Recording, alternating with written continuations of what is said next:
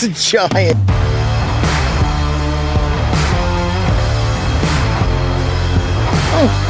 Oh my God!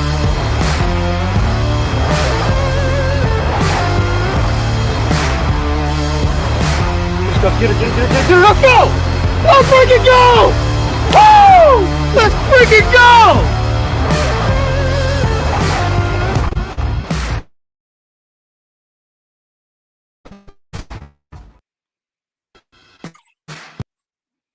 Well, what's going on? We don't need the introduction twice. Put a little intro video in there, and I'm going to have to make a new one for the other guys that join us here on Guides Night. But I wanted to play with that. I just figured out how to put an intro clip in front of a live stream, which, like, for me, that's a big deal. Like, we're very technologically challenged, and we just got that done on the first go. So that was pretty good. I'm pretty proud of myself right there. Folks at home, man, happy Wednesday. Cheers. It's Wednesday night. Y'all know what that means. That means it is Guides Night. Hold them up. Drink them down. I know we got my good buddy Mike McFarland about to join us in just a minute. Lake Fork, it's happening. Like, Lake Fork Spring 2025 spawn is started. There are a few on beds now. There's going to be a bunch real soon. We're going to get into the details of that. And, of course, share some tips and tricks, give fishing reports, try to get you guys set up for success this weekend. It's the time, guys. Like, the time we've been waiting on. It's here now. It's time to go. So with no further ado, let's bring my buddy Mike McFarland in, and let's start rapping and see how it happens. Big Mike, what's up? What's up, man? What's going on? Man, you know how it is, dude. Listen, you know me well enough to know, like, I'm right on the edge of it being, like, my happy time. Yes, there's no ifs, ands, or buts about it. I've learned a lot about shallow water fishing, and it is literally about to just be all about that and nothing but. I mean, there are so many fish, so many young male bass everywhere that when females get there, it's party time. Yeah, it is a unique situation this year in that, the last 2 years in a row, I mean, this is kind of somewhat normal. Like, the last 2 years in a row, we've gone early. Like, we've had like, there's always some, like, a little wave here, a little pocket here that spawns early or whatever. But, like, the last 2 years, we've had actual waves of fish across most of the lake spawn in late February, early March. That's not always what happens. This is kind of more normal. I will say this year is unique. This is a special year because we got so close to it happening in early to mid-February, and then we had this prolonged, right on the last edge of pre-spawn. We stayed on that for a month straight, pretty much, maybe even more, maybe even a month and a week, 5 weeks or so. So what you've got right now, from what I can see and I can tell, is you've got lake-wide, top to bottom, every single cove, pocket, creek arm, whatever you want to call it, fish in all of them ready to spawn, and a lot of them ready to spawn. So this first wave of spawners is going to be, to me, probably seems like it should be as big a wave of spawners as we've ever seen in Fork in the last 10 years. I agree. And it's lined up just like last year. And last year, March 5th, 4th, 5th, 5th, 6th, and 7th, I had nothing but bed fishing. And in some cases, there was literally 5-pound male, 20 yards, 5-pound male, 20 more yards, 5-pound male. It was stupid. I came on and did a video, told everybody this would be the best I've ever seen Fork produce. And then, of course, we flooded this week. But my point of sharing it is this year lined up almost identical, but just like you said, except for this last 7-day freeze cycle that really put us back and kind of made us more normal. But I think what it's done is we just had a massive wave of fish add up 2 moons worth of fish. I mean, there are fish that are bed in one hand to the other. Yeah. Yeah, it seems like there's 2 waves of fish. Like, there was a wave that came in and almost did their thing in February, and they've just kind of hung tight. And now there's a whole nother wave of fish that's come in, and there's like 2 waves of fish that are like, brother, if you're on live scope in the mouth of a good spawning pocket right now, it's loaded with big ones. With big ones, like one of my favorite sight right now, the 10-pound fish are in the trees, like literally within 50 yards of males. And so, it's really kind of a no-brainer to go find them, not necessarily that way to catch them. I had friends today that were live scoping, and they said a lot of followers, and they would nip the glide bait. One of them hooked it in the nose and just on the tail hook and ended up losing a 10+. When they only have a nose hook from the tail of a 7-inch glide bait. They just nipped at it. They didn't smoke it. Yeah, But that's coming. I mean, I just hope we don't flood. The stars have really lined up to even 10 more days of weather past this moon. Man, look at it. We are primed up for this to just explode like literally a stick of dynamite. I think Monday through Friday of next week is lined up for as good of spawning fishing as we've seen in a lot of years. Maybe the best spawning fishing that we've seen in the last 10 or 15 years. It really is, because the double wave thing, like a lot of fish, prolonged pre-spawn, and then water temps are just now getting over that 60-degree mark in a lot of those key areas, which is kind of towards the bottom end of what they like. And yes, a few have gotten on beds. Like, they don't all move on the moon. There's a straggler here or there. But, man, it's like there are not a lot of them up there. Like, there's one here, one there. It's really sporadic where you'll find a bedfish, and it's usually alone, and then it's a long ways to the next one. But when you live scope, like, one of my very favorite sight fishing pockets that I've fished for years and years and years, and it's tremendous. It has an entire school, like a real, like, offshore school crammed into the mouth. Yeah. And this is a small pocket. Like, it's not big at all. This is a pocket there where if everything I'm seeing on live scope goes to a bed next week, you're going to have an 8+ pounder every 10 feet in that pocket. I don't know that they'll go in there and do it. That's how many are in the mouth of it. It's wild. That's crazy.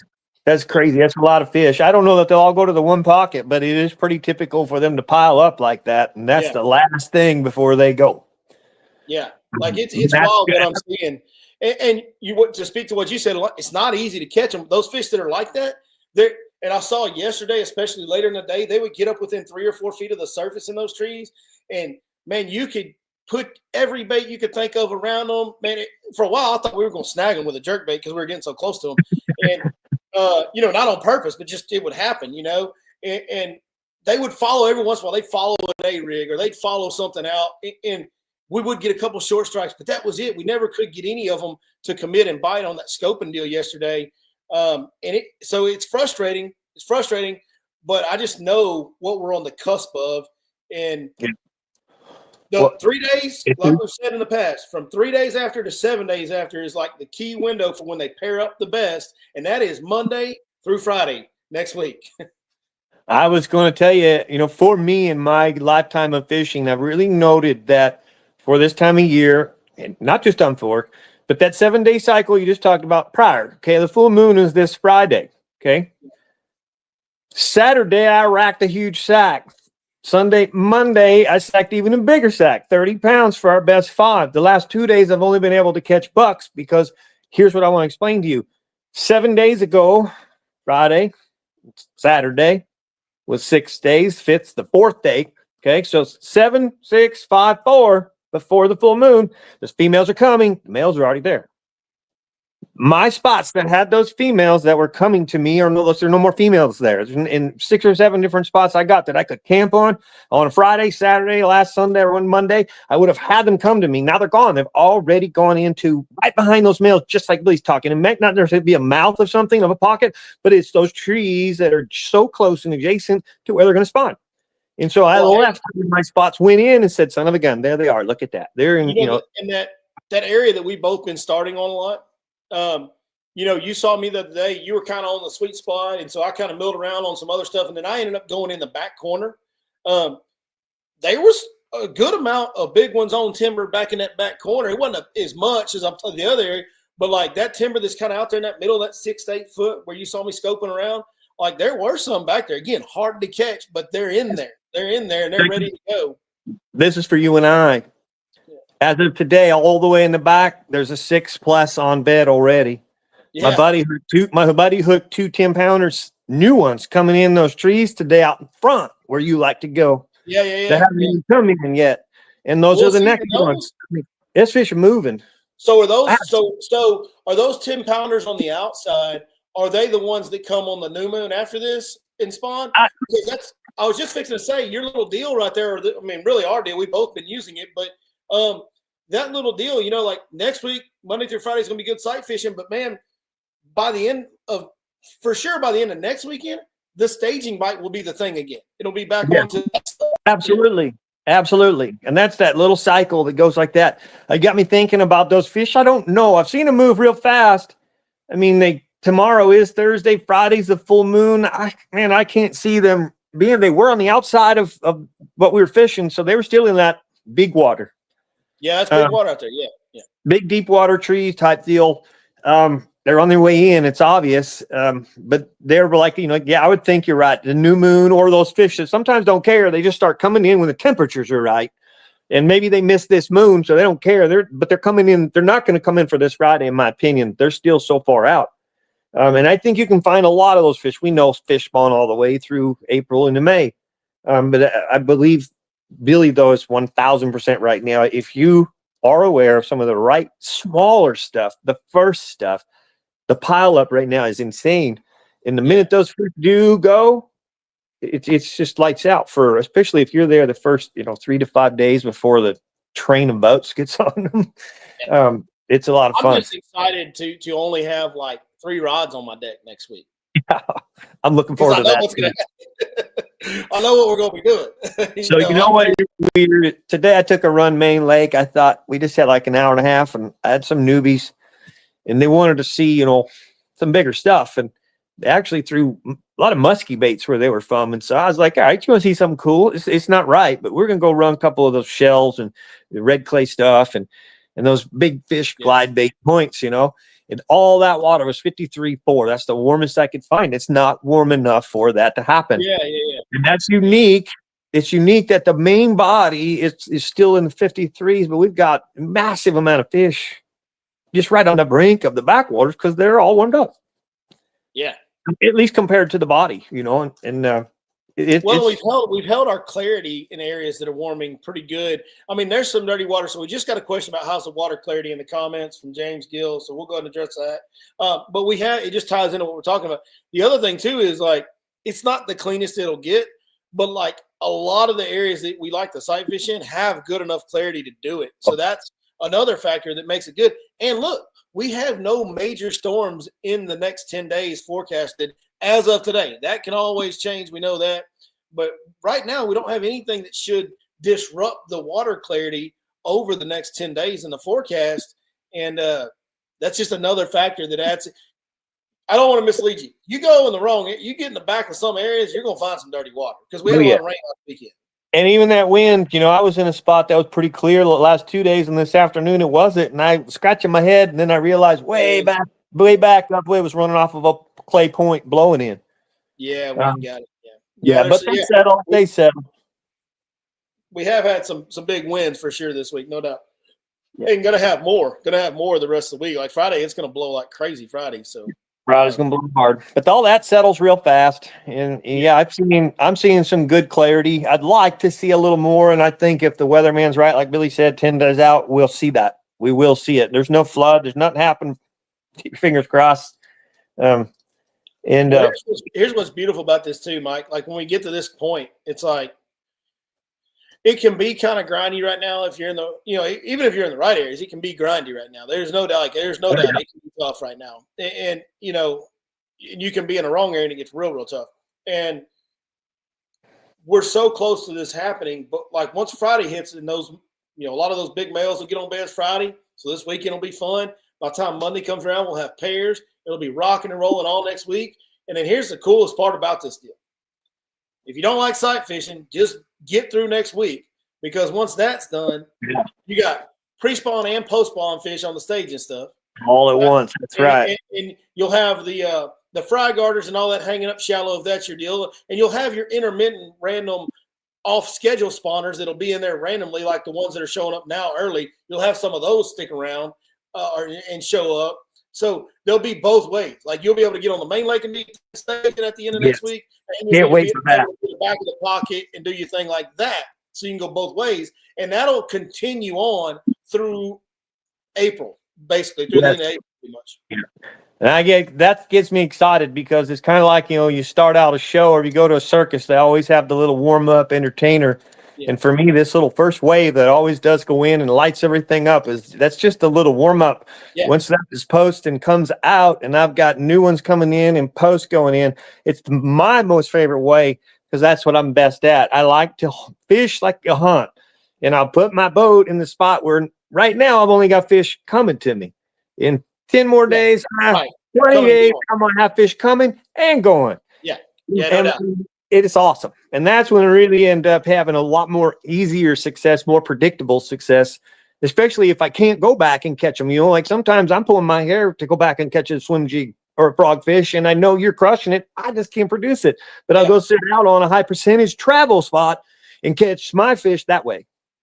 I wanted to, I want to ask you something. I've been waiting till you got back on the show to ask you this. I wanted to see your real reaction in real time on a live stream to what were your thoughts that day when we were in that shallow, kind of hard staging spot area, and I went out into the abyss and caught a big one. What were you like, what the hell's he doing out there? Because nobody thinks I do that. Like, everybody thinks of me as that, like, I don't do that kind of thing. Yeah. I even just flashing back to some of the fishing we did together. Like, I remember you taught me about I hope you don't mind me giving this up, using the little tiny spoon to locate the yellow bass in the deep water in November. And once you locate those yellows, then you fish with your big spoon, and you were fishing deep water, real deep water. And I was pretty impressed. It's deep water. It's not easy. It's very psychological. People can't imagine. They can't use their imagination of what's there. These days, we got such good topography and maps that if you really learn how to read the map, it can paint a picture of what's there. But that's the hardest part of that offshore. Everybody likes to be connected to the shore. I believe me, Lake Fork does have fish that do not get fished for because they're in offshore positions, places, thickets of trees. We're number one. Not that we can't get to it, but the amount of time, work, it's a freaking needle in a haystack. It just there are fish that on Fork, as big as it is, that just really aren't ever fished for. Yeah. So I guess that wasn't quite the reaction I was hoping for, because like you've actually been around me enough in the past, and you know me that I do have some diversity to me. Oh yeah, I don't know what you're looking for. I think you're a well-rounded fisherman. I really do. I thought you were going to be surprised that I went out there to that big open area and caught that one. But sometimes, yeah, I guess that should have been my. Let me re-back myself up. Definitely not normal. For, if you've ever known Billy, been around Billy, fished with Billy, to look out and see him out there, you would scratch your head and go, "What? Wait a minute, what? Something's going on here." And out respect, if I see you out looking, it tells me real quick the shallow water ain't happening. I can be dead. That's one thing a good response is. If Billy is outside looking, he knows what he's doing, but it tells me there ain't no shallow fish available, because if they were, he's going to be catching them. Well, my shallow deal at that time was all midday and later. So we did catch them shallow that day, but you couldn't in the morning. So I was spending the morning on those staging spots. And if I couldn't get those, I'd go try to scope them if I wasn't seeing a lot of activity right away on the shallow staging stuff, I would immediately go into the abyss and just look for one, try to find one or two big ones to catch before we went shallow. So that was what I was doing. I want to see your response on this one. You know me real well, in my background and what kind of water I fish. We start looking in 45, go to 55 and 60 before you'd say, maybe they're shallow in the lakes. So last year, I never fished deeper than 12 to 14 feet the whole year. Everything that I looked at that was deep never had anything in it. It was weird, and they were never there for me to fish for. But I literally had no choice but to go to that shallow water. And if I was in 10 or 12, we were already too deep in most of the time. It was crazy. All summer long, those fish were so shallow. And maybe it was the best thing for me. It forced me to chase them. But that was abnormal for me. You'd normally be like offshore. Where's Mike? Oh, there he is. You can't miss me. I'm that far offshore. Yeah. And there was a lot of times I felt super lost. There's 330 miles of shoreline in this lake. And if these fish are scattered on them, it's a lot of places to be looking for. So my reaction to hearing you say you never fish deeper than 12 foot of water is you're no longer a West Coast fisherman. You're now a Texas fisherman. There it is. I learned it. Yes, and I got a funny saying I learned the other day. My buddy back West Coast, Ty Au, he's in the MLF. He just, not the big league, but just one below. He made a post and he said, "Hey, I have a tip for y'all.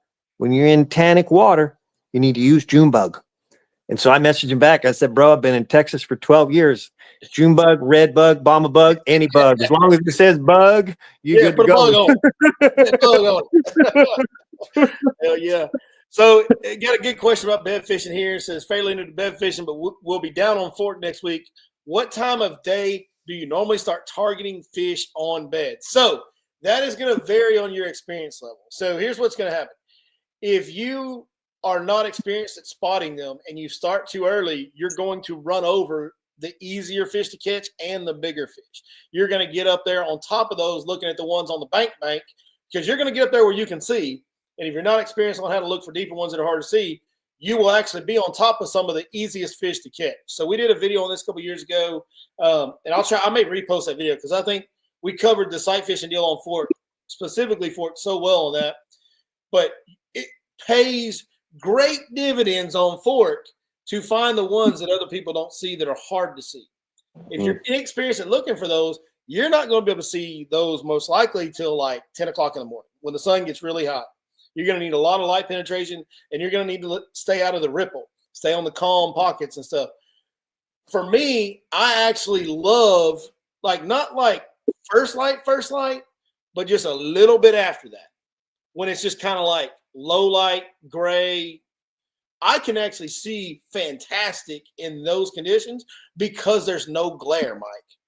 Yes, good point. There's no glare. So I can actually see really good deep bedfish early in the morning because of no glare. Good point. So I start right away. Clear water for sure. Yes. Yeah, I start right away on the bedfish. Right away. When I'm doing bedfish, like on Monday, I will be bed fishing from start to finish. 100%. But for guys with less experience, you may get up there and catch some up shallow early, but you also may miss some shots at some big ones going over the top of them early. You got to stay out and look for the deeper ones. Don't wait for that. You will miss them. Yeah. Without serious seasoning. My answer to the question is, for me, yes, 9, 10 o'clock in the mornings when you can start looking at them. But here's how I would add to it. Most of us, hopefully anyways, my opinion is you're going to get to fish for more than a day or two when you're here. So if you do see something, say Monday at noon, 12, 1, 2, you most definitely can start on that fish at daybreak the next day, and sometimes they're easier to catch. Yeah, so another thing I've noticed about these Fork. Whoa. Don't be giving away everything, dog. Hey, that's like the easiest trick in the book, man. Like if you find one on a bed, it's like just close to biting but won't bite. You go there first light when you can't see nothing, and you just make sure you mark that bed the day before, know right where that bed is, and you can fish from a long cast distance and blind fish for it. Yes. And I'll even give it one more. I'll even give it all. We'll just give it all away, Mike. Give it all away. Okay. I was. Come on. Yellow magic. Amen. Over the bed, first thing in the morning, wherever the fish you saw the day before is, yellow magic, and the most subtle, slow pop, just bloop. Good night. Stay over that bed as long as you can, and you better watch because you're not going to hear a splash. Amen. Just go there and just kiss it, and it's going to be gone. Maybe that is exactly 1,000% spot on, and it is the money. It's what I have learned in Fork. A lot of these big fish are going to sit around crap and junk, and so I have found a little soft popping plastic bait that's mimics the yellow. Yeah. That way it's useless. You can't use that yellow magic. Right. A whole tip, if you can use the yellow magic, it's better because the yellow magic is a yellow magic. Yeah. But and the point, I learned this 30 years ago, was throwing that top water, especially over smallmouths, and just letting it sit there. They just can't handle it. And again, you're a long ways away. You're not bed fishing at this point sight-wise. You don't know, they don't know you're there. And these big fish on Fork, after train wreck of boats, they know you're there. So we just gave you some serious juice. And I don't know if the breaks. I'm really glad he jumped in and finished it, because I was going to say exactly what he said. I was going to spill my guts and give it to you. But that's it. Here's the deal. You got to go do the homework. You got to go find that big fish. So don't be driving your boat over the top of them, not seeing anything. You got to know what you're doing. Go find the big fish. Do what we said and send me a message. I'll send you a trophy for doing it. There you go, trophy. We're getting a lot of good questions tonight. I want y'all to keep dropping them in. We're going to go through every one of them, guys. So I'm going to bring the next one up. Will the wind blowing hard affect them? It depends on, will it affect the bedfish? It'll make them a little harder to catch, a little more spooky at times. And so, hey, the thing about bedfish, they all have different personalities. It's like women, dog. Like if you're a dude that's trying to chase down women, like some of them, you need to go whisper in their ear to get their attention. Some of them, you need to go smack them on the behind. Like I'm probably gonna get canceled for saying that these days, but I don't mean literally go smack women on the butts. Don't do that.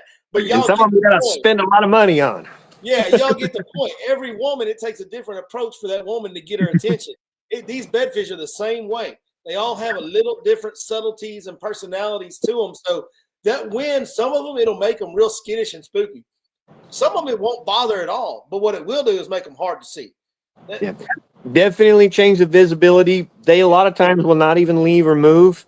In some cases, if it's not vicious, like violent ways where it's, washing, that might move them out. But if it's just wind going in there and maybe even camouflaging some, they're happy, man. They're still getting the UV light they need. We can't see them, so they're not being bothered. What I do on one of those banks, give you an idea. Let's say that you've been bed fishing and you got an area, there was a bunch of them yesterday. You show up today and you go, shit, there's wind on, I can't see no more. Just back off and throw a slow roll of spinner bait, or again, the day before when you were seeing those nests, make waypoints. And when I was a tournament fisherman, you don't want to catch those fish. So practice, you'd literally make waypoints. By the end of the day, you should have, 10, 20, as many waypoints as you can see the beds. I'd won a tournament on Havasu because in 2 days of practice, I came up with 250 waypoints of smallmouth beds throughout the lake. Yeah. And I was targeting those by throwing to the waypoints, not sight fishing anymore. And if I had the fish were. And look, so this is like the juiciest juice live stream ever for spawning fishing, for sight fishing. Yeah. So on fork. Now, when I'm on other lakes, I don't go through all these steps. But on fork, I will cruise down the bank looking, or off the bank, however far I can see the deepest. Where I can barely make out the differences in the bottom, that's where I'll be. I'll be right outside of that, looking right there, and then looking up from there. So out to in, out to in, out to in, that's how I'm scanning. When I find a fish on a bed that I feel like is stuck on a bed that I can have a chance to catch and it's the size I want, I will mark where that fish is, and I will make sure to get a visual alignment on a shoreline marker. Some difference in a tree, one of the little pencil grass bushes, a piece of pondweed. I'll find something to where when I'm far away where I can't see the bed, I know exactly where that bed is. So I will mark that bed in my mind based on something it's relatively close to. I will keep going. I won't stop on that fish when I first see it. I will not stop on a fish when I first see it. Won't do it. I'll keep going. And I'll usually try to mark 2 or 3. Once I got that, I will loop around and I will start on the first one. And I will approach that bed on the second approach very slow, very quiet. I'll make sure I've got the right glare angle where I can see the best. And I will power pull down, stop my boat. The first instant I can see any shape of the bed at all, I stop. Like if I can see any light change in the bottom color, I can't see the fish at all. All I can see is barely make out an outline of bed. That's where I stop. We pitch from there first, and we're not seeing the fish at all. Yeah. On fork. That's smart. It makes a tremendous amount of difference. And a lot of times you won't see that fish, and you'll throw in there, and that fish will bite. Or you'll throw in there, and that fish will roll, and you'll know exactly where she is, and you can just sit there from a distance, and you know where she's wanting to be in the bed, and you can work her from there and get her that way. And then if I can't get her, I'll creep into where the first time I get any glimpse of the fish at all, I'll stop again. Yeah.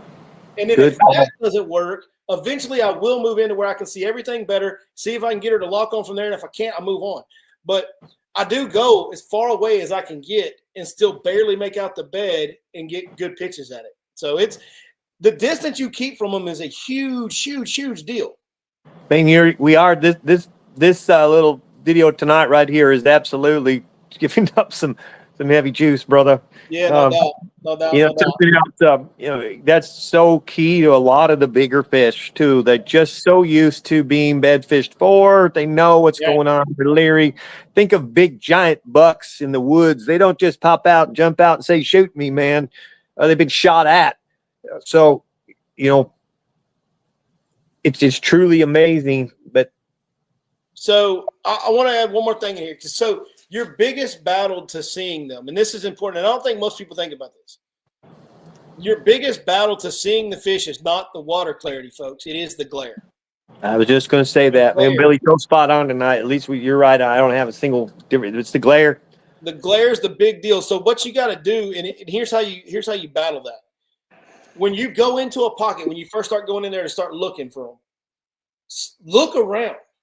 See which angle do I see the surface the best? Where's the glare not at? Where, like, get on the edge where you can see the underwater grasses and stuff. Which angle do I have the best visibility?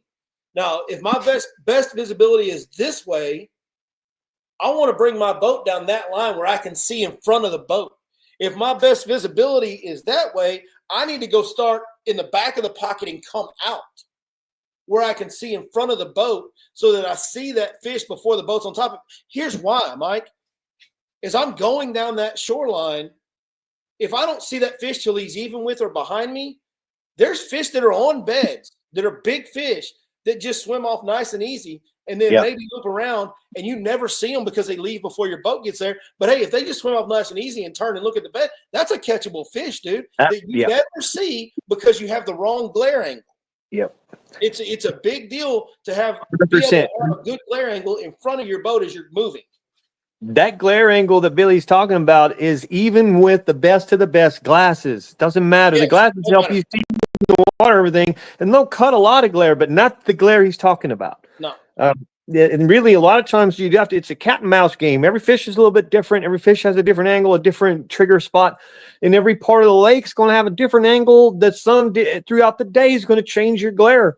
A lot of times, here's the thing that I would like everybody to key in on what it can be learned from this, and that is when you're going out, it's like gathering Easter eggs, man. You don't go out, grab one Easter egg and just scream around in the house, I got my Easter egg. You're going to go out and side up a bunch of Easter eggs, and then you're going to have an approach to it. So go out, and when you're bed fishing, I see so many guys running along looking, and they see one, and they just slam the brakes with a trolling motor. And I've seen them even accidentally blow the whole thing with mud and then go, whoops, didn't mean to do that. And, so gather your Easter eggs first and then look back at things, and through the day, always have an approach.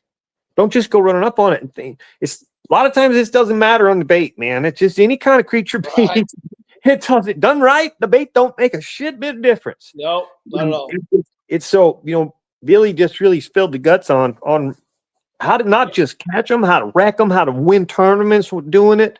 Guys think about tournaments. Okay, you got the Bassmaster Classic. I guarantee these guys are doing nothing but waypoint. And they're hoping to be able to see some fish too here in 3 weeks. Or next weekend. I don't see those there a lot, but potentially they're going to know where those fish are, and they're going to attack that. Oh, there's going to be some sight fishing for a few big ones on Ray Roberts. You're going to guarantee, and that they've got their Easter egg baskets gathered up, and then they'll go target them. And so I do the same thing. I've gotten better. And a challenge on fork. Sometimes you got a lot of boats behind you and stuff. Just don't react. Be quiet if you see one. But stay a little deeper than you think. Go slower than you think. You do the thing Billy just said, man. I'm telling you, you'll run into way more bigger, easier catchable fish. So you got to play defense a little bit on fork at times. So if you're in a crowded area, you're in an area that's got some boats, and you see one you really want to fish for, you got to flip on that one early. You can't go find three. Yeah. You got to. So what you got to do is get past that fish where you can't see him at all. As soon as you get that far away, flip your boat around and get set up on him as far away from him as you can, but you still are blocking that fish off from the next boat. Yeah. Because if the guy behind you comes behind and sees it, he's going to slam on his brakes. He's probably going to spook that fish anyway and not catch it, but he's going to make it where you don't catch it either. So you have to play a little defensive time on forks, but still, if you can, try to get past that fish where it can't see you and then flip around, or where you can't see the fish.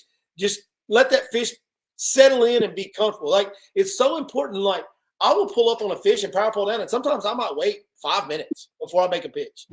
I want that fish to get on that bed and be completely comfortable and not thinking about my boat the first time my bait enters there. Yep. Now, if a fish enters the bed, like if you can see the fish when you set up on it, if the fish enters the bed and he's staring at your boat, don't throw. Wait until he turns and is not paying attention to your boat. Good point. Good. If he's looking right at you, you don't want to throw at him. He's already on guard. Like he's spooked already.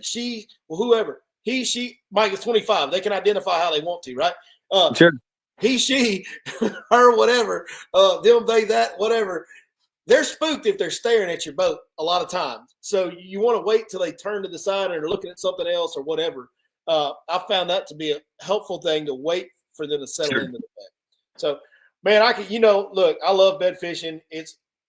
I think it's my favorite because you're only able to do it for part of the year, but I might be wrong. If you could do it year round, it still might be my favorite. I don't know. Because I get excited. There is a way to extend your bed fishing program, and that is to be mobile. Yeah. Hey, also, look, I've got these kids involved. I'm so jealous of the guys that do the chase the bite deal, where they start down south and move up. That's it. They go all the way down, start at Backrack, El Salto in December on beds and top waters in January, and then move forward.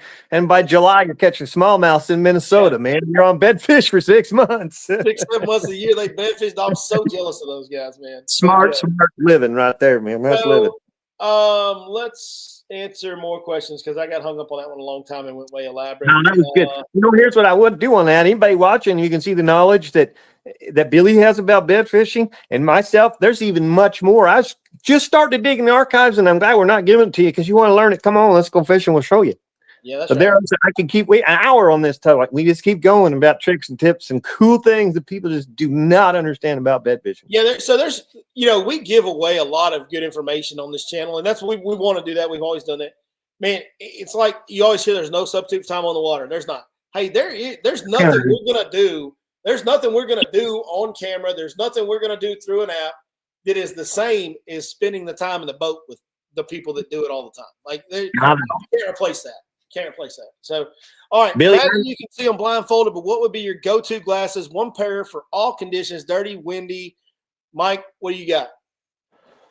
I'm with Bajío right now. The TIFR and the Bajío has me, taken care of and locked up on that. And I do believe they are best glasses that I've ever worn. But here's what I'll tell you. I've been through 6, 7 pairs over my career. And every time I get a new set, I say they're the best pair. Not because I'm with somebody or not. But with improvement, we just keep improving. Right now, Bajío is top of the line, both saltwater and freshwater. It's one of the hottest ones out there. But man, Costas are great, really, really great. Yeah.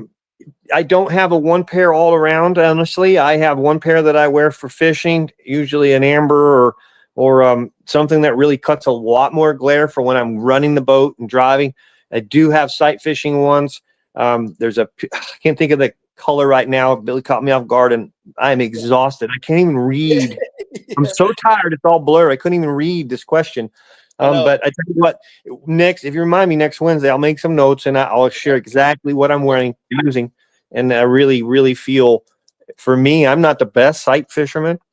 And 2 years ago, when I got into this with the Bajío, I'm seeing fish that Mike wasn't able to see before either. I've been doing this a long time. I should have been able to see them. The glasses made a difference. Yeah, they make a difference. I think there's, brand-wise, there's, quite a few good brands. And glasses have gotten better over the years for sure. And I think you could go, Costa, as Mike said, Bajío's great. Hey, man, there's some Maui Jim. There's some Strike King glasses that are pretty good. And Wiley X, bro. Wiley X makes some fantastic ones. The lens color is the thing. The amber is kind of the standard. That's what everybody says. Amber is the best all-around color fishing lens. And I tend to agree with that. I actually like the lenses that brighten things up. Amber does that to some degree, a little bit. But if you go one shade lighter than amber to like a copper or bronze or like where it's almost a yellow lens, but not quite. Like almost a yellow lens with a good mirror. I found a pair of Wiley X's several years ago that was almost yellow, but it had a good mirror on it. And it, literally, I was inside Academy and I tried them on, and it made the white in Academy brighter. And I was like, whoa, that's going to be good. So it just brightens everything up. So if you can find a lens that brightens things for sight fishing, that is absolutely the deal. It's the best thing you can do is brighten things up. And brighten without bothering you. It doesn't mean like brighter light where your eyes are like, it's a brighter, smooth, clean, protected light. Whatever you want, whatever the glasses are doing. Absolutely agreed. What I will say is it's not a Bajío commercial, but the cool thing Bajío is coming out of, I believe, the ocean, because they've got like 15 different colored lenses for all kinds of sight fishing in the mangroves in Florida and down Cabo and different waters of the ocean. So it's hard to find colors for freshwater.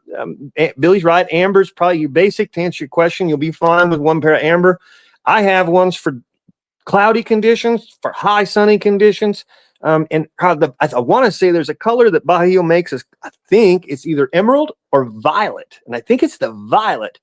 And I've never, ever been able, it's like a pink violet. I've never been able to see the bedfish like I can with that pink violet. It does what Billy's talking about. It lightens things up. It really kind of enhancing colors without, sending bright light in my eyes. Right. Yeah, that's a big deal.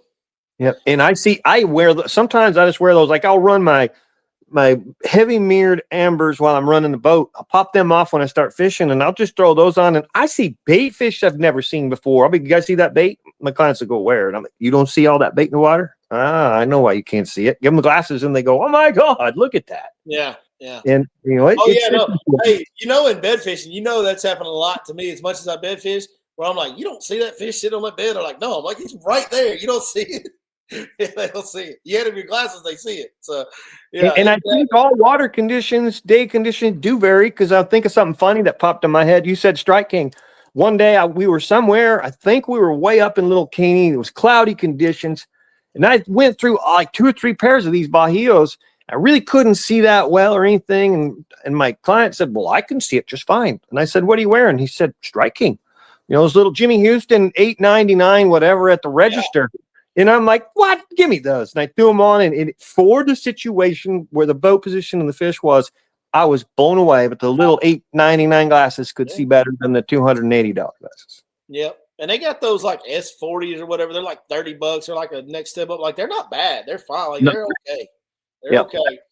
All right, here we go. So Friday, here's the deal, man. Friday it's going to be blowing 30 sustained, 25 to 30 sustained on Friday. There's a wind advisory. It's been out for 2 days already. So if you got a wind advisory like 4 or 5 days in advance, guys, it's going to be real, real bad winds. Now, it is going to blow out of south-southwest. That is a little bit better of an angle for fork, but like that whole east arm is screwed pretty much, unless you're just going to launch it 515 east and idle to Long Branch. You're good there, or idle around the glade. Like, you can do that and get away with it. But guys, when it's blowing that hard on a big body of water, the wind is going to whip around corners and funnel in different directions that it's not even supposed to be blowing. There's nowhere that you're going to fish where it's going to be really good to fish there. Like, it's going to be. I'm glad you just said that. Nowhere. My dad was a pilot. One day I was fishing, learning about fork. Only place I've ever seen this. And I'd wind from the north, the south, the east, the west. I could not get out of it. And I called my dad. I said, Dad, have you ever seen wind from all directions all at once? And he explained to me just what Billy's saying, only in these parts. And high pressure. Yep. When it's blowing that hard, it's got to go. So that energy has to go somewhere. And if it hits a wall of trees, it's coming back at you, dude. Like, that's what's going to happen. So I would recommend going to I'll put it this way. I'm guiding on a different lake on Friday because of the wind. Period. I'm debating on going somewhere else, and I likely will. But if anything, I would go south as far as, go all the way into it. Never go away from where it's blowing. So the wind's coming hard out of the south. Don't go north. You can get your butt kicked and your boat sunk.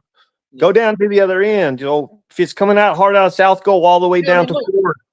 You can do it. You can launch in Williams. You can launch in Little Mustang and fish in there, and you're good. Like, you're just it limits you so much. And for a guide to take a custom route on a trip they're paying for, and all I can do is fish this 1 or 2 areas and hope if we don't catch them in there, those guys are wasting their money. So for a guide, I'd rather go to a small lake that I can move around on and do something with. Yeah, and you're still going to deal with wind. Yes.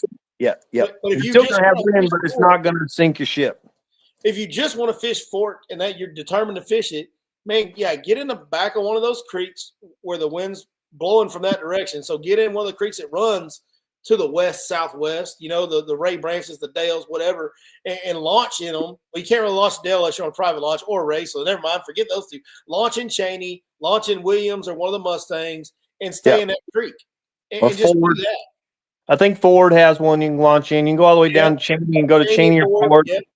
That'll get you in some fish. But I like your idea. I don't know where I'm going to go Friday, and I do think the morning might be okay, but it's coming big by midday and afternoon. It's not nice. Look, I know where we're both going, and I'm going to text you when this is over because I know we're both going to end up there. So I think so. Hopefully, if you got somewhere different, send to me so I can go too. Yeah, I will. I think All I right, know. here's a good question. Good question here, and I'll let you take this one first, Mike. Are you guys scanning, like graphing the shallow shell beds, or are you looking for loons and windblown? Not yet. So personally, I learned this from Mr. Mark Pack about the shell in the main body. And that is, you don't start running that stuff till it's above 54, 55 degrees in the main body. And that means consistent temperature in the main body. That's what we just talked about in the beginning of this. We started at the backwaters, and fish have already made a move. It's kind of like a weird deal how everything happened so fast in February, record temperatures. So the backwaters drew fish in because they were cold in the bodies. Hell yeah, I'm going in the backwaters. So we almost, like last year, going to skip some of that stuff. Unfortunately, there'll be more waves in the future, but there'll be less of a swim bait, glide bait, shell bed, point bite. I checked it today, and every single one of my spots was 53.4. That's the warmest I could get. It's not there. There's no gizzard shad there. The gizzard shad must be there for that glide bait, swim bait bite to be on. Only way you can glide bait them now is live scope them, like what Billy talked about, the mouse of trees and the mouse of spawning coves. It doesn't have to be a big cove, pocket, a drain, anywhere they're going to spawn. But great question. And generally, here's what happens to me in the past 10 years is I will sit and fish a specific way through February, waiting for the body to hit 54, 55 degrees. I'm going to make my swim bait, glide bait, milk run. I'm already, and usually there's never any bad fish before that. At least most of the years, they haven't ever even come in yet. And I'm right in front of it. It happens. Well, again, last 2 years, it's already in. It's weird. Don't get me wrong. There will be some of that pointed shell bed, glide bait, swim bait bite. And here's what you'll get more of it.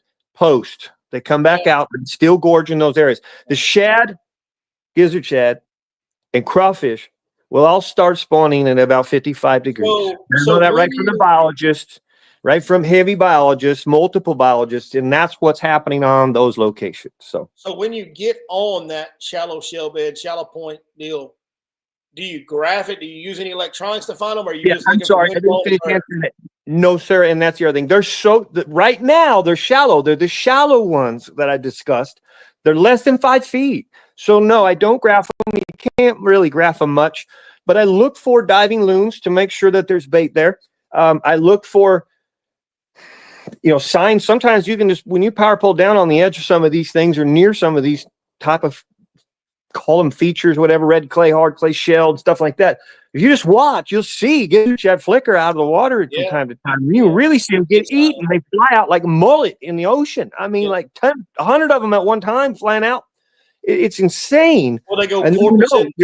You'll see one random one go 4% across just all that stuff, just one, and that keeps you there, and that tells you the food's there. So, but I know by so many years now, 10 years of doing it. My first 2 years, I didn't know it. Now, about second, third year, I figured it out some. And it's temperature wise, just like anything. This is what the fish do. So I went looking today, and I won't probably look at it until mid next week.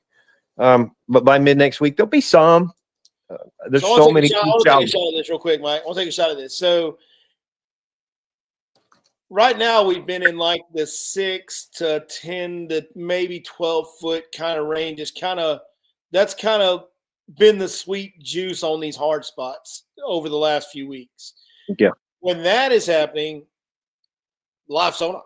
I just forward-facing sonar and see. Like it all depends on how much confidence I have in an area too, right? Like we've got a lot of history on these spots. So like we've been starting and we both have a ton of confidence there. Well, I'm going there every morning and setting up on something in there because there's like 3 or 4 different spots you can set up on. I'm setting up on something in there, but as I go in, and you saw me do this the other day, Mike, when you were over there on the main juice hole, the second juice hole I pulled into, and I got up on my trolling motor and started looking around. Yeah, here's some on here. We fished a little further out on it. That was cool. So if I have confidence in an area, I just go to it, whether I see birds or wind or whatever, and I scan with forward-facing sonar now.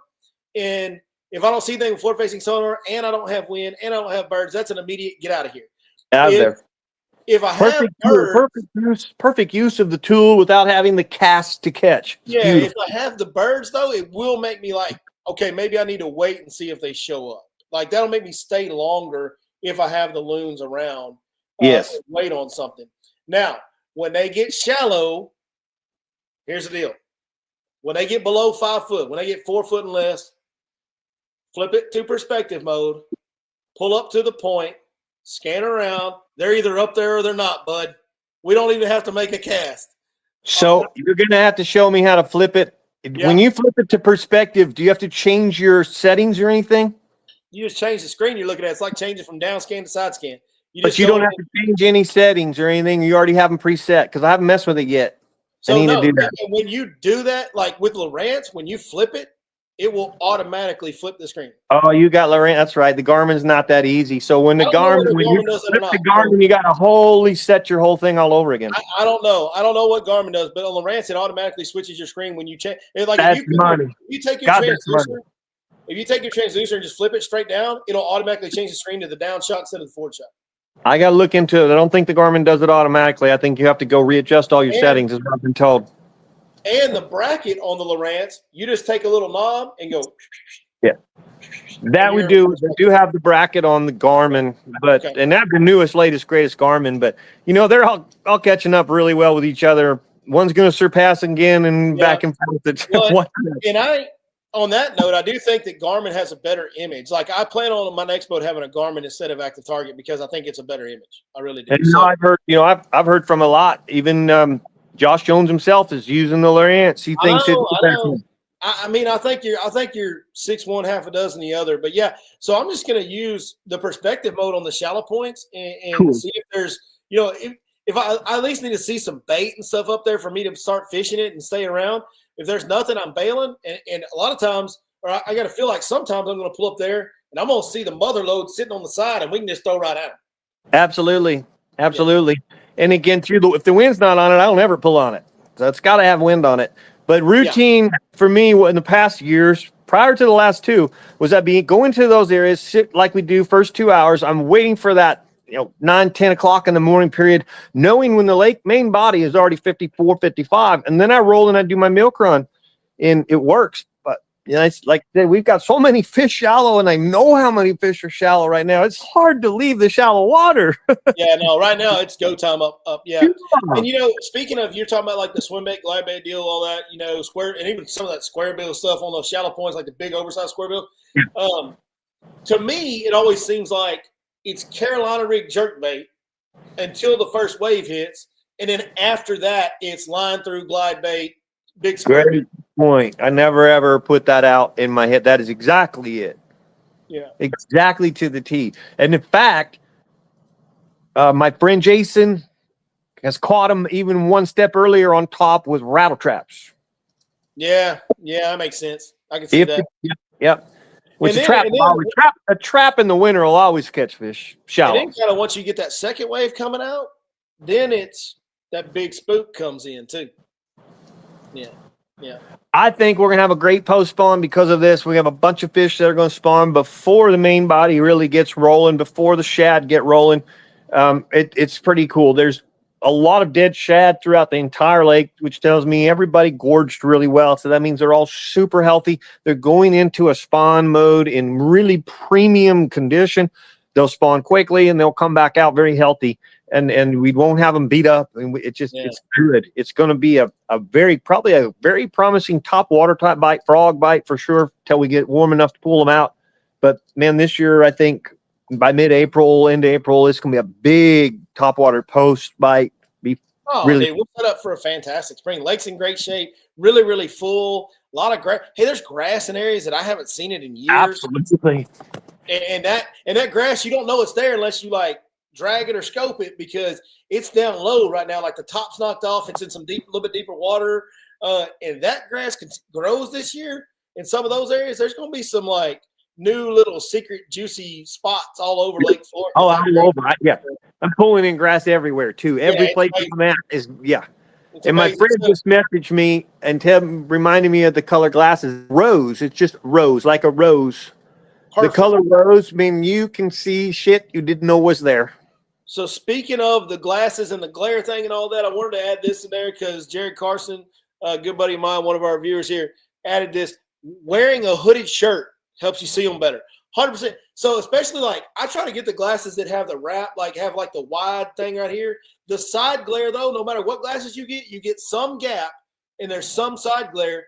Put your hood up and make sure that you pull your hood in front of your eyes, like parallel wise, to where it cuts out that side glare. That's a big deal. It helps you see them better. Fishing with JC, great, excellent. Thank you for sharing that comment. You're 1,000% right. I'll even do a hoodie. Sometimes a hoodie gets too hot. So this is one time that I'll wear a goofy like sun hat, wide sun hat, and sometimes I just grab the bill of the sun hat and pull them down like that while I'm working with my clients. And it's just really big. You said it's huge. Mike, that thing on your neck, you can pull that over your head and cover those corners. Sure. Just like that. Pop it up top and cover the corners. Yep. And then still, even if you'll do that and you just hone in like a flashlight, you are really, it does make a difference. So thanks for sharing that. 100%, people. All right, Mike, I'm going to let you have this one too. Aside from loons, are there other birds that you're looking for on the shallow hard spot stuff? The loon and the blue heron is my favorite. The loons, first of all, because the loon, I don't know why, but the loon just seems to hunt gizzard shad. I've seen where there's plenty of threadfin shad and the loons don't care. They want that bigger bite. Yeah. Billy, again, I'll give Billy the credit. He put this saying in my head. Big neck bird, big bait. Yeah. You got that little white egret, he's on little bait. So the blue heron and the loon, the official loon, not the cormorant, that little turd's but the white-chested loon, beautiful. That daggum cormorant, that's the short bus rider of all the birds, man.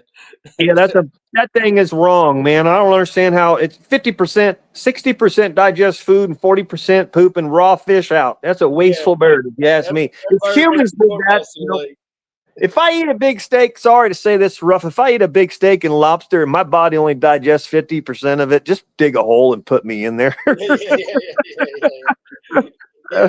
I'm working. Like I said, short bus. But no, great question. And here's the thing. The blue heron is going to be big here when the shad starts spawning because gets the shad, threadfin shad, you'll get 5 inches or so. And the blue heron, he's going to eat both.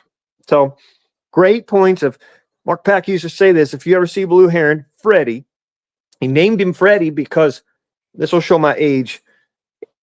40 years ago, there was a cartoon, Freddie the Freeloader. And he used to hang around in the shops and freeload for food. And so that's what Freddie does. Freddie will sit downwind of a school of shad. The bass are busting the shad out here in 4 feet of water, whatever, and the injured bait's going right to Freddie. So if you see a single Freddie by himself, pull up on him and throw one bait. It don't matter if you scare him off. But here's the thing, Mark Packton, he was so right. If you ever see Freddie shoulder to shoulders, a couple of them, 2 or 3 of them, it'd be like if Billy and I sat down and there was one lobster in front of me. I guarantee Billy's going to knock me away from the lobster. I won't get it. If there was 50 lobsters, we could probably be shoulder to shoulder and ham down. So if you ever see 3 herons side to side on a point and they're sharing it, you might, if you drive by that, you might miss the best fishing you've ever had in your life. Those herons are a little bit territorial. They 100%. don't want to be next to those other herons, dude. And you, like if you ever see them get in the trees, they won't let another one come in that same tree. If it flies in that tree, it chases it off, and it sounds like pterodactyls up there fighting each other. So when you see them together, it's going down, Jack. Like they're putting up with that other bird for a reason because they don't like being next to each other.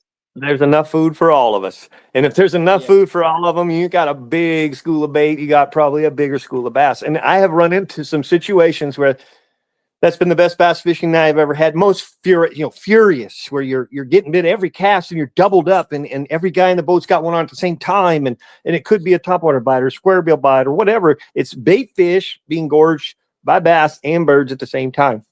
It's amazing. You'll see that too. Watch for that. Yeah. Don't drive that.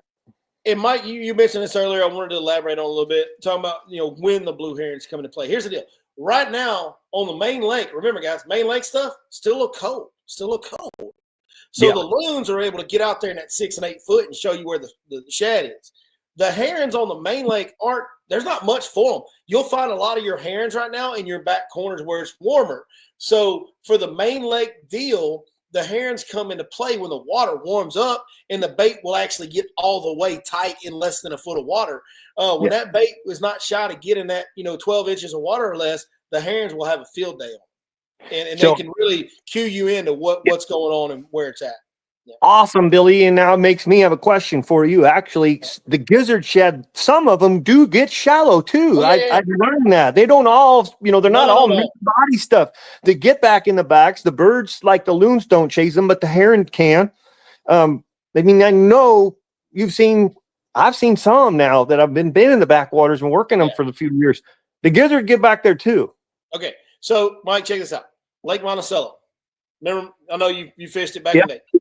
So even after they dropped the water to Bob Sandlin, you could barely get back behind the lily pads. It was inches of water, right? Inches of water. There was a year-round population of over 12-inch gizzard shad that lived back there. Wow. The best big swim bait, weedless big swim bait bite, and I'll throw that in a big buzz bait. And the best buzz bait I ever had was as far back as you can possibly get a boat in Monticello in the middle of summertime, when the water was 100 degrees out at the mouth of the pads, but it was this was when they were still pumping. 100 degrees at the front of the pads, but it was like 85 behind them. I remember that one time. I remember that. Hey, I would have these big heavy wire buzz baits come back unfolded completely. I don't remember seeing that, but I remember you showing me that situation before it all closed up. I do remember it. It was wild what went down back there in the heat of summer, and you could see everything. The water's clear back there, and you would see these giant gizzard shad swimming around. I'll do you one more. I can tell you where the densest residential lives in an area population of gizzard shad on Lake Fork is. You know where it's at? In the wood? It's in the very back of Running Creek. Up really? And those flatted creeks and those. You know how much time I've spent back there. Yeah. I'm talking about hundreds, if not thousands, of mature gizzard shad that are there year round. And they're year round. I was going to say they have nothing to do with the main lake. They don't care about deep water. They don't care about. And that's what I've learned. Pardon me. I'm going to have to kind of walk around, just getting them near my bedtime. And I can put my animals up. That's still, but I should walk around. That's like. I've learned a lot of fish in the fork, bass-wise, they don't even come back up. There's fish that are offshore, never come onshore, and there's fish that are onshore, that go offshore. Yet there is a lot of fish that move. Same thing with the shad. Come on, baby, get inside. And that's pretty impressive. So, to hear you say that, you know the deep water, you know how much gizzard shad's out there. That means that source you're talking about is big. It's huge, man. And when I say that, I mean like the biggest source where like they're always in this area. Yeah. And one of the big mature ones. And I ran into some. There's a source of gizzard shad that's around the mouth of Little Caney. And I think the source that's in the back of Running's bigger. Wow. I've never seen a pod of gizzards bigger than maybe a half a basketball court on Fork or really anywhere. In Lake Pleasant, Phoenix, Arizona, I've seen some massive 100 feet of water. I've seen it in the back of Running when they pop. And I know it's gizzards because some of them are running under my boat. And you can see them, yeah. And I'm talking about from the island as far as I can see, dude. Wow. Holy cow. And wow. I've seen you, you know how dirty that water can be up there, so you can't just see everything in the water. But, I've seen schools way bigger than my boat swim under my boat. In a little narrow area, they're just funneling up. Like when I get them in a narrow little pass and I scare them, and they just keep coming and keep coming and keep coming. Golly. Wow. So it's a massive amount of gizzard shad that live up there year round. And the biggest one I've ever seen anywhere was one that I found stunned, knocked out and floating in the back of Running Creek. It was 18 inches long. Holy cow. And then exactly. And you can't tell me some of them 12 to 15, say 18-pound bass, they eat that. No problem. So here's the funny thing. I saw that 18-inch floating in one of the big creek bends where it's still kind of deep way back there. Yeah. Saw that gizzard shad floating right there.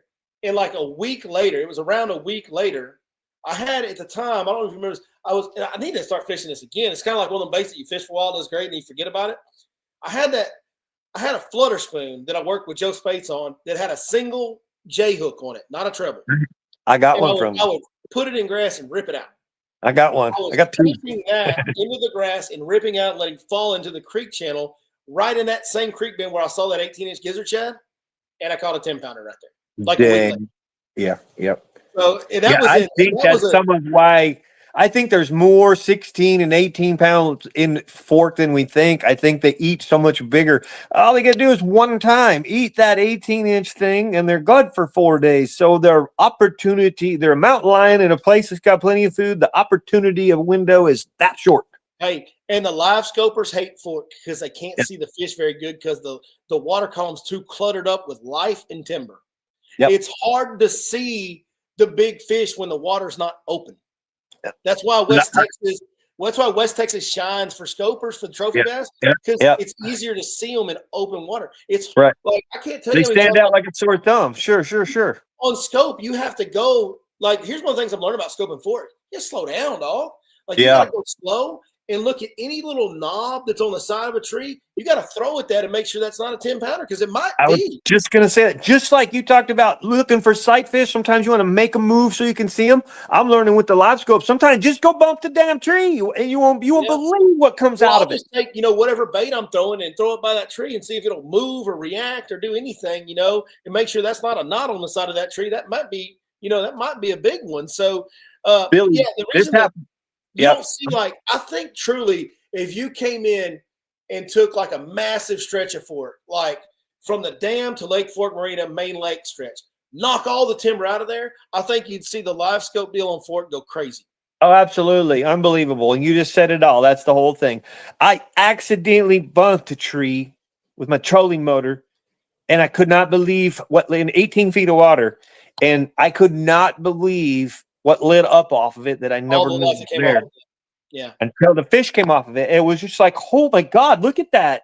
And I mean, half a dozen fish were sitting on that thing and I had no clue until I bumped it and they come off of it. Yeah. So, question on that. I can read this one if you don't mind. Yellow Magic. Isn't Yellow Magic made by Yellow Magic? Isn't that the brand? Yeah. So Yellow Magic makes Yellow Magic. So I actually had I was telling a customer about a Yellow Magic. I had one under the step. Listen, I've got the under the step tackle box. You know what I'm talking about? Like that little step that goes to your front deck. Like, because you can't put baits up when they're wet. So I'm bad to like throw a bait under there and it might sit there for 6 months. You never know. And then by that time in Texas, it's rusted. Yeah. So I've got like all these baits under there. There was a Yellow Magic under there probably from last spring. Who knows? But he pulled it, maybe from fall. He pulled it out. He's like, dude, what's this topper? That thing looks good. And he looks kind of like a Rico, but that's good. I go, dude, that's the popper. That's Yellow Magic. He goes, oh, who makes it? Yellow Magic. That's it. It's the whole company is that bait. It's a Japanese company. Find them on Tackle Warehouse. You can find them in the tackle stores around the lake too. Like they're in places. You got to go looking for them a little bit, but they're there. But yeah, it's the Yellow Magic is the best popper on the market. I mean, it really definitely that in a Rico and honestly, what I've heard, I don't know if this is true or not, but I've heard they both come from the same factory. Probably.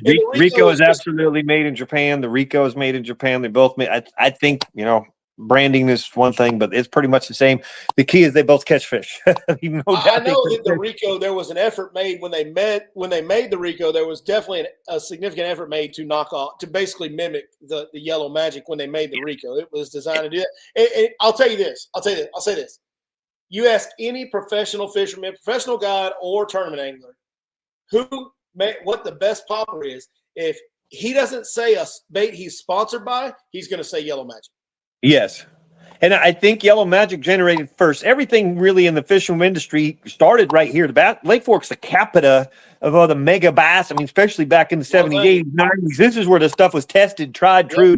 So I think, now you're making me click. The Rico's a West Coast kind of top water that was trying to mimic and get into the potential of how good the Yellow Magic was. The Yellow Magic was first. The story I heard on the Yellow Magic, this could be completely false. Story I heard, Rick Clunn was with Lucky Craft at the time, had the RC series of crankbaits. Okay. Rick Clunn loved the Yellow Magic, being from the Texas or being around the Texas area. He was living in Hintville back in them days. And he wanted to make one like the Yellow Magic. And it was like Rick Clunn was the Rico's, the Rick Clunn popper. That way it was his deal. So that's what I heard. And he tried to make it as close to the Yellow Magic as he could because he loved it so much. So that was the story I heard. And I'm not knocking Lucky Craft for making a Rico and knocking off Yellow Magic because here's the deal. everything in this industry is a knockoff. Like, it's, you know what I mean? Like, it's not a big deal. And if it catches fish, that's just, I mean, that's what's going to be. I mean, that's the thing I think is funny. You got 5 pairs of shoes, don't you? Nike, Reebok, Adidas. You know, hey, choose your own, bud. What works for you? Listen, we're over here knocking off Bass Talk Live right now. Yeah. Nice. Show's a knockoff of another fishing show where they talk about fishing, you know? So it is what it is. But I gotta get me some Z's here pretty quick. Let's give it about 2-3 minutes, and if we got another question, we'll get it and then close out. I think. Oh, look here. So you're talking about knockoffs. Here we go. So I didn't know this, but it doesn't surprise me. And I guarantee it probably wasn't the same spoon that I had worked on with Joe Spates, but says Lee caught a toad on one of those single hook spoons on one of his fork winds. So here's the deal. I didn't know that was a single hook, but if it was, cool. If it wasn't, cool, whatever. It wouldn't surprise me if it was, because the single hook flutter spoon, okay, you can fish it in brush, in timber. It gets hung up so much less. And because it's one hook with a big spoon, when it gets hung up, you just get on top of it, shake it comes right off. So it wouldn't surprise me if that was the single hook. Now, I will say this. That was a Joe Spates and Billy Lawson original, putting that single hook on that. There was not a flutter spoon with a single J hook until then. And me and Joe went through about 10 different sizes of spoons and hooks to get it right, to make it where you still had the right action on the spoon and your hookup ratio was right and you wouldn't lose the fish and all that stuff. Yeah. So it is pretty cool how you can go into the heaviest of timber. You can go into a main lake point on fork that just looks nasty, get the thing hung up on purpose pretty much, and then if you go in there and just let it knock itself free, it will knock itself free. Yeah, about 98% of the time it'll knock itself free. You got to be a little patient sometimes, but cool. Yeah, Mike, I know you need to go, man. I know it's late. Hey, look, we're all running long hours these days. I get it, brother. I've been worn out myself here lately. And to make you laugh, in December, January, 8 weeks, I stayed right here on my property. I built a greenhouse. I literally burned a half a tank of fuel in 8 weeks. And that was just to go to the grocery store once a week. So here I'm, by February, I start guiding. And now I'm like full days every day, going 15 in a row. My body's like, dude, what are you doing, man? You're not 22 anymore. Yeah. But I think we all kind of go through that, right? Like we kind of go at a slower pace in the winter, and then that spring rush hits, and that first month of it's tough, and then you kind of get in your groove, and it's all good. But that first month or so, it beats you down for sure. And look, it's the time of year when the allergies get bad, and all you just feel yucky. Like it's tough. Yep, you can get wound up too this time of year. You're thinking about a big fish or something. Maybe you don't sleep so good, and then you still got to go. It whoops you. After Friday, take a whooping in the wind. Wait till you wake up Saturday morning and have to do it again. Golly, I'm telling you. Yes, sir. Well, I appreciate you, Billy, and everybody watching. Thank you guys for having me, and it was fun as always. Yeah, absolutely. Mike, can't thank you enough for coming on. Hopefully we'll get Cody and Dave will come back next week. I'm sure. I know they both had some things going on. Dave had a real late guy trip, and Cody had some stuff going on with his kids' baseball league. And Lord knows I understand that. The reason we moved the time back was because of my kids' baseball stuff. So that's what it is. But, man, appreciate it so much. Mike, I'll let you go on and get out of here, and I'll wrap this thing up. We'll see you next time, buddy. See you guys. Good night. All right. Big shout out to Mike, man. Can't thank him enough for that. Like I said, Doug Tapman, I saw you. It has been a long time. He said it's good. It's been a long time. It's good to say, hey, man, I appreciate it, Doug. We still doing the thing around here. Still trying to catch a few when we can. It has been a long time. I hope to see you out the lake sometime this year, man. Holler at me if you see me for sure. Good stuff. Good stuff tonight. Good stuff coming on the lake. It's just, look, all of us that are watching this, if you're watching this live stream, you're into bass fishing. This is the time we wait for, man. It's here. It kind of made us wait a little bit. Like we thought it was going to happen early, and it made us hold on. Now the moon's coming on Friday. The water temps are getting right, and it's about to go down for real in the next week. So couldn't be more excited about it myself. Hope you guys are as well. That's it. We're done. Put a bow on it. That's mostly ice, so it means it's time to go. Cheers, y'all. We'll see you next time right here on your Lake Fork Guide.